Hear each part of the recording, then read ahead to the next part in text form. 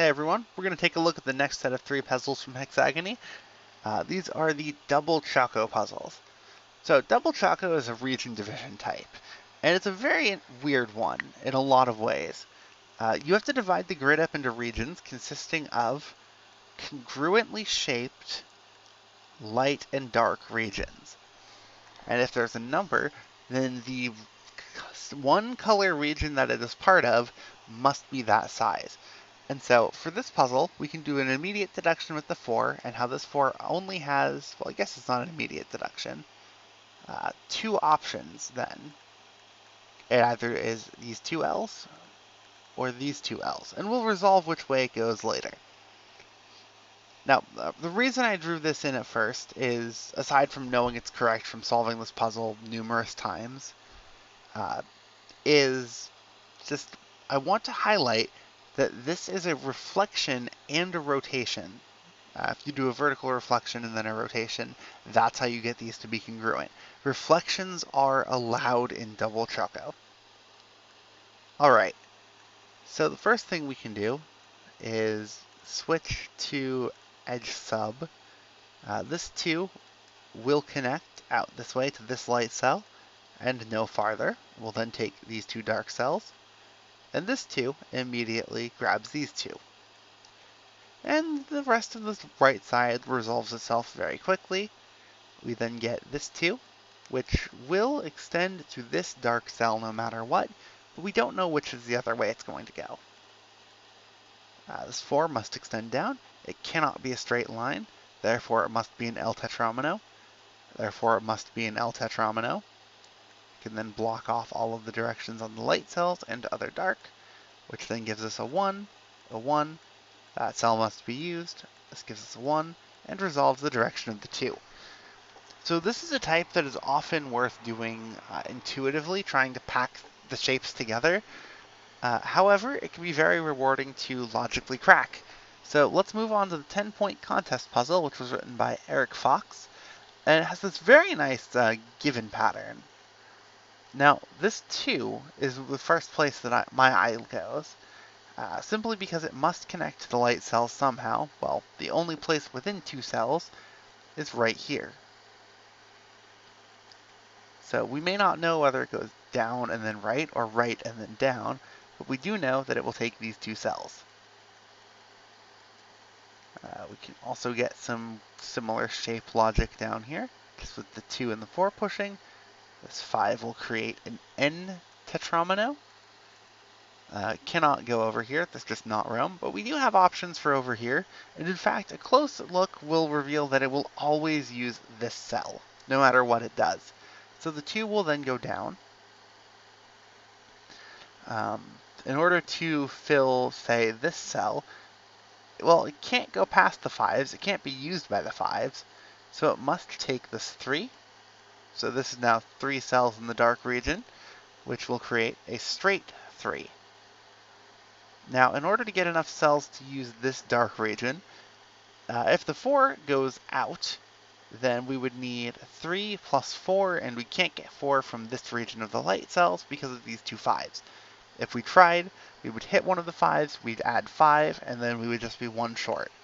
So this 4 is going to go down here, and to avoid cutting off cells, we'll find that it has to take this bottom set of 4, and that leaves this as a implied tetromino, which is going to go up here. These 5s have to connect, there's not enough room for them not to, which means they will use this cell. There's no p pentominoes available, so it's going to be an N, and take this group.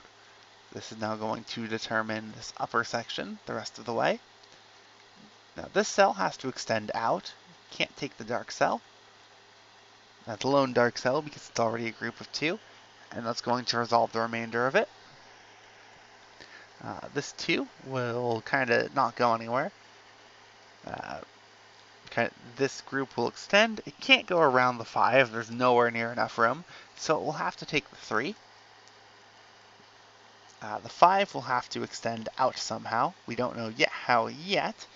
But we can then also say that the 3 will have to extend to make room. And we'll pretty quickly find that there's a few options here for what it can do. And this is kind of the crucial step in this particular Double Choco puzzle, and that's just the question of what does the 5 do? Can the 5 take this dark cell? Well, if it does, this light cell comes down, there's just not enough room for the 2. It would have to split. So now, based on the 2, it is either a V pentomino or an L pentomino. And if it's a V, well, it crashes into this dark cell. There's not room. So it's an L, and it's an L that goes sideways. We now get a last lone. We get this 2, and you can intuitively kind of pack this in, or you can do it more rigorously. If the 2 goes up and grabs here, then it will go here. We get a 2, we get a 1, and then this 2 is split. So it comes here, the 2 is then going to push over, and this is the solution to the 10-point Double Choco from Hexagony. I think this is a really nice puzzle. It's a really flowy, simple example of the type. It's just a fantastic one to include to have people get introduced to it. Before moving on to this 20-pointer, also by Eric Fox. This is not actually the first hexagonal Double Choco I've solved. Shoutouts to JKittyKitKat for making one a while back. And this is one that when I test solved it, I did it very intuitively.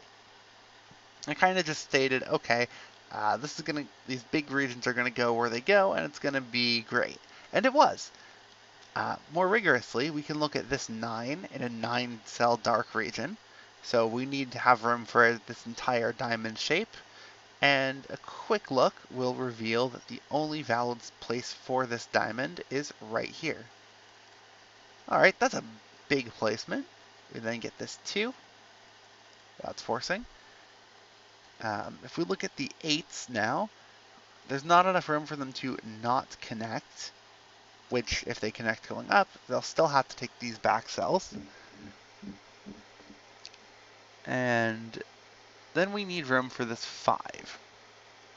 And this 5 and this 8 together kind of go a long way. As there's only 13 cells in this bottom part. If the 8 takes here, then there's no longer enough room. If the 8 takes everything else back here, then it doesn't connect to any light cells. So this 5 kind of is either going to take this group of 5, which it can't do to the 1, something in this diamond, which it can't because then the remaining 5 cells here will block the 8, or 5 cells from this bottom part. Okay, so what can we do with that information? Well, it's certainly not 5 in a line, because the only 5 in a line blocks on the 8 entirely. Okay, so we know it's going to come back here somehow, but the question is then how? And the way to do that is to then look at the possible shapes for the 8. And we can then say, where does this 8 go if it's not going to be included with these 8s? Well, with this 2, there's not enough room. With these 6s and this 7, which we can say these connect, by the way, there's just not enough room otherwise. And in fact, we can do some stuff with these large numbers at the top to say that, well, this 6 goes to these, this 7 goes to that. The only way we can do that is to get 7 like this, which then is going to give a 6 like that. It's going to poke out here. We need to get the 7. But, there's still progress to be done at the bottom. All of what I just said at the top is true. But if we look at this 8, where's their room? Like, what kinds of shapes can we even have? Like, maybe we can poke out through here, but that doesn't seem very likely to reach 6 cells away. And still grab this 8 with the available shapes. The best weird shape we can do would be, I think, this one. Which, this then cuts off part of the 5. And a quick thorough analysis will show that the only valid shape for the 8 is going to be this one, this diamond shape. And that also puts the 5 tucking in. And then the 8, taking the 8, can only be done like so. We then get a 3, which pushes this 1 over here. And if you were to intuitively place, okay, I'm going to try this compact packing, this 8 and this 5, then you'd find it would just work. It would just magically work, and it would be wonderful. But you don't know, you know? This cell can only be part of the 7. It cannot go anywhere else. So with it being part of the 7, we place that block. This 2 and 1 resolve in a fairly common disambiguating pattern for the type. We're going to need this 6. It's going to come over here. If we look at this 7 and this 2, and we just try to find a way to connect them, well, this is part of the 7. In fact, all of this is definitively part of the 7. Now, if this cell is part of the 2, then we don't actually have a place to leave room for the 2 and reach the 7. So it's also going to be part of the 7. The 2 cannot extend here, so again, the cell is part of the 7. And if it tries to escape out this cell, there's again not enough room to reach the 7. So this is the 2, this is the 7. To reach the 7, we have to grab this group of cells, otherwise we don't leave room for the 2 or don't reach the 7. We get a little implied 1. We get this 2. We get that shape for the 6, which means, we get this cell in the middle, and one of these 2, well, 2 is quickly going to reveal which it is, and this is the solution to the hexagonal double choco. I really like this puzzle type. It's a great puzzle type. More people should make this puzzle type. I expect a lot of people who did this puzzle during the contest did it intuitively.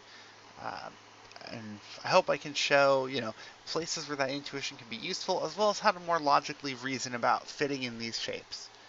And if you're still listening here, a fun fact about this, I actually goofed in placing this arrow. I had meant to place it here, pointing down this way instead. So my bad. Fortunately, this arrow is the one that really resolves last. It's the important one. But even a contest that runs pretty smoothly like Hexagony still has little invisible hiccups. But until next time, later.